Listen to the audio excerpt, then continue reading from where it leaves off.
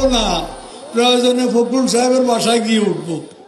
আওয়ামী লীগ সাধারণ সম্পাদক ওবায়দুল কাদের এখন কোথায়? জনমনে ঘুরপাক খাচ্ছে এমন প্রশ্ন।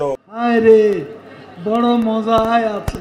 জীবন বাঁচাতে তিনি কি শেখ হাসিনার সাথে ভারতে পালিয়ে গেছেন, নাকি সরকার পতনের আগেই তিনি দেশ ছেড়ে অন্যত্র আশ্রয় নিয়েছেন? এই আলোচনা এখন পাড়ার মোড়ে মোড়ে।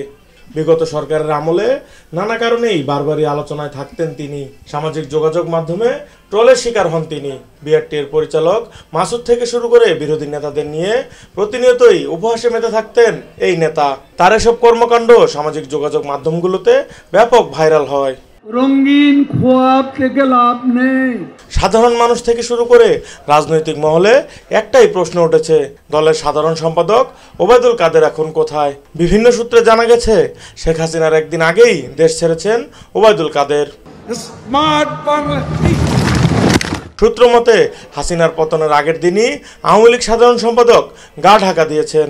ধানমন্ডিতে আওয়ামী লীগ সভাপতি শেখ হাসিনার রাজনৈতিক কার্যালয়ে আয়োজিত সংবাদ সম্মেলনের পর রোববার থেকে তাকে কোথাও দেখা যায়নি। সূত্র বলছে আওয়ামী লীগ সাধারণ সম্পাদক বর্তমানে সিঙ্গাপুর রয়েছেন। তবে অন্য একটি সূত্র বলছে ওবায়দুল কাদের বর্তমানে নয়াদিল্লিতে অবস্থান করছেন। তবে তার বর্তমান অবস্থান সম্পর্কে কোনো সূত্রই নির্দিষ্ট করে কিছু জানাতে পারেনি।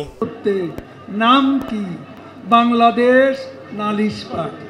নিউজ ডেস্ক, ভোরের পাতা।